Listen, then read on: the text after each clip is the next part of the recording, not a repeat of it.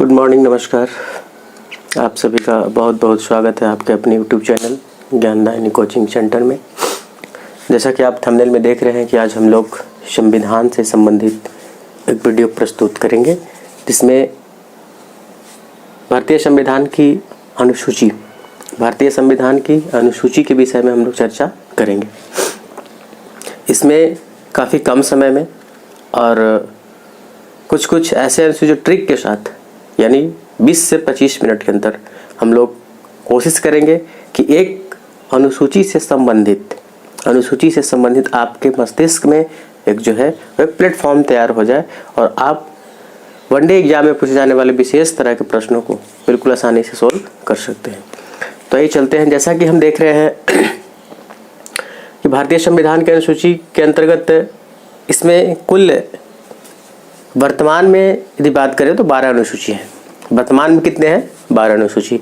और मूल संविधान कहने का मतलब कि संविधान निर्माण के समय इसमें कुल 8 अनुसूची थी और 4 अनुसूची को इसमें क्या किया गया है? जोड़ा गया है, अलग अलग समय के अनुसार जरूरत पड़ने पे। ठीक है, तो सबसे पहले हम लोग देखेंगे किस अनुसूची की बात करते हैं। तो पहली अनुसूची नंबर 1, इसमें क्या कहता है कि राज्य एवं संघ राज्य क्षेत्र की चर्चा की गई है। यानी हमारे देश में कुल राज्यों की और उससे संघ शासित प्रदेश के विषय में चर्चा की गई है। चाहे आप अनुसूची की बात करें, अनुसूची 1 की बात करें, अनुच्छेद की बात करें या फिर भाग की बात करें, एक में सब कुछ यही संबंधित है।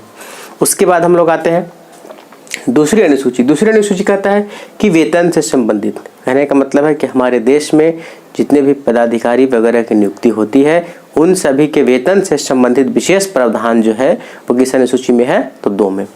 तीसरी अनुसूची की बात करें तो तीसरी अनुसूची में है शपथ।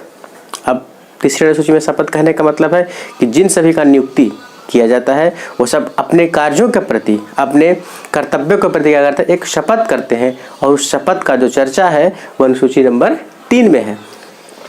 उसके बाद अनुसूची 4 की बात करें तो राज्यसभा में सीटों की संख्या, यानी हमारे देश में जो राज्यसभा है, यानी संसद के जो अंग हैं, लोकसभा, राज्यसभा और राष्ट्रपति, उसमें राज्यसभा में सीटों की संख्या कितनी होगी, इसका जो चर्चा है वो अनुच्छेद कितने में है? अनुसूची 4 में चर्चा की गई है। 5वीं अनुसूची की यदि हम लोग बात करते हैं तो 5वीं अनुसूची में है क्या है कि 5वीं अनुसूची में है SC/ST से संबंधित विशेष प्रावधान। हमारे देश में ST/SC यानी अनुसूचित जनजाति और अनुसूचित जाति से संबंधित विशेष प्रावधान किया गया है अनुसूची 5वीं में। 6ठी अनुसूची की बात करें तो 6ठी अनुसूची है जो कि भारत में पूर्वोत्तर के 4 राज्य असम, मेघालय, त्रिपुरा और मिजोरम की बात करता है। असम, मेघालय, त्रिपुरा, मिजोरम की बात करता है।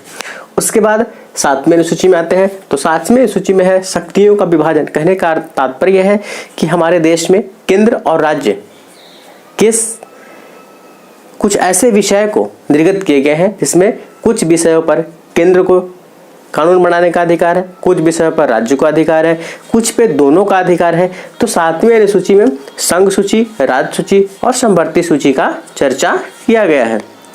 8वीं अनुसूची की बात करें तो 8वीं अनुसूची में भाषाओं का जिक्र है। यानी हमारे देश में अभी वर्तमान की बात करें तो कुल 22 भाषाओं को संवैधानिक दर्जा प्राप्त है, लेकिन संविधान निर्माण के समय केवल 14 भाषाओं को संवैधानिक दर्जा प्राप्त था। कुछ विषय जो है, कुछ भाषा जो है इसे क्या किए गए हैं? जोड़े गए हैं। मैं उसके विषय में चर्चा करूंगा, कौन कब जोड़ा गया, कौन से संविधान संशोधन में जोड़ा गया और किस वर्ष जोड़ा गया, कौन सी समिति के आधार पर जोड़ा गया, वो बात चर्चा करेंगे। ठीक है, आगे चलते हैं 9वीं अनुसूची। तो 9वीं अनुसूची में है संविधान का। हमारे देश में जब संविधान का निर्माण किया गया तो निर्माण से ठीक 1 वर्ष बाद, जब संविधान में संशोधन की प्रक्रिया हुई तो पहला संविधान संशोधन जब किया गया तो उसमें 9वीं अनुसूची को जोड़ा गया। 10वीं में कहता है कि 10वीं अनुसूची है दल बदल से संबंधित। यानी पहले इस तरह के बहुत तरह की समस्या हुआ करती थी कि बहुत से ऐसे पार्टियां हैं जो अपने पार्टी के छवि के दम पर जीत हासिल करने के बाद क्या करती है, वो क्या करती है, पार्टियों का हस्तांतरण कर देती है, सत्ता में अदल बदल कर देती, इसके लेकर के कानून का निर्माण किया गया, जो था क्या 10वीं अनुसूची। फिर चलते हैं हम लोग 11वीं अनुसूची। 11वीं अनुसूची में है पंचायती राज का प्रावधान, और 12वीं अनुसूची में है जो शहरी क्षेत्र है, नगर निगम नगर पालिका से संबंधित विशेष प्रावधान।